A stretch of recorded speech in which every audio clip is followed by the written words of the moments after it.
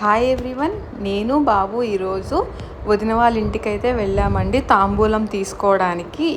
వదిన వాళ్ళు అనంత పద్మస్వామి వ్రతం అయితే చేసుకుంటున్నారు. ఇది నేను తాంబూలం తీసుకోవడం అయితే సెకండ్ టైం మాట. వదిన వాళ్ళు ప్రతి ఇయర్ చేసుకుంటారు ఈ వ్రతాన్ని.